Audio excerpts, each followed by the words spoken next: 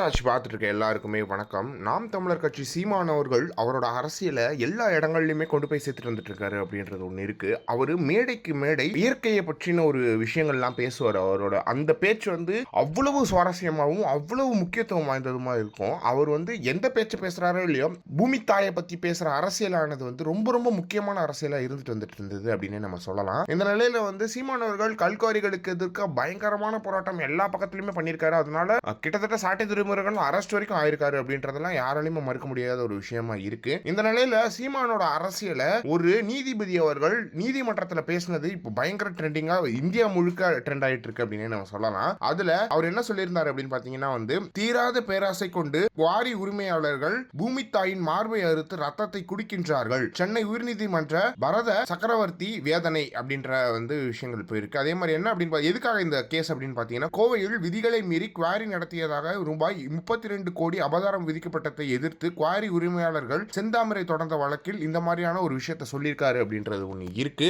எனவே இந்த விஷயத்தை வந்து பூமி தாய் மார்பை அறுத்து அப்படின்ற ஒரு ஒரு ஒரு விஷயத்தையே வந்து தமிழ்நாட்டுக்கு சொல்லி கொடுத்தது சீமானவர்கள் தான் அப்படின்றது ஒண்ணு இருக்கு. எனவே இந்த நீதிபதி அவர்களுக்கு மிகப்பெரிய வாழ்த்துக்களை தெரிவிச்சுக்கிறோம். அதே மாதிரி ஒரு நீதிபதி அரசு பள்ளியில தன்னோட மகளை சேர்த்திருக்கிறது ரொம்ப பெரிய பேசும் பொருளாக இருக்கு. இதுவுமே சீமானவர்கள் சொன்னதுதான். நீங்க போய் கவர்மெண்ட் ஸ்கூல்ல சேருங்க அப்படின்றத வந்து சீமானவர்கள் சொல்லியிருந்தாங்க. அதே நீதிபதி அவர்களும் செஞ்சிருக்காங்க அப்படின்றது. அது எங்க பார்த்தீங்கன்னா சென்னை ஆலந்தூர் கோர்ட் நீதிபதி முருகேசன் தனது 5 வயது மகளை புதுக்கோட்டை திருக்கட்டளை ஊராட்சி ஒன்றிய நடுநிலை பள்ளியில் சேர்த்துள்ளார் அப்படின்ற ஒரு செய்தி வந்து பயங்கர ட்ரெண்டிங்ல இருக்கு. எனவே நீதிபதிகளுக்குமே சீமான் அவர்களோட பேச்சு கேட்க தொடங்கி இருக்கு அப்படின்றதுல எந்த ஒரு மாற்றமே கிடையாது. இதை பத்தி நீங்க என்ன நினைக்கிறீங்க அப்படின்றத மறக்காம கமெண்ட் பாக்ஸ்ல சொல்லுங்க.